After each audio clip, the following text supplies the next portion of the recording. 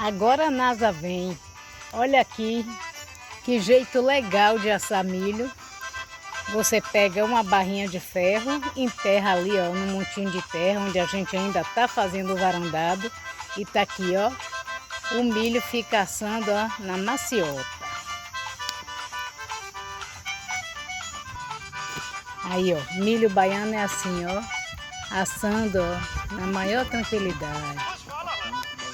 Assando no balanço. Delícia, olha aqui.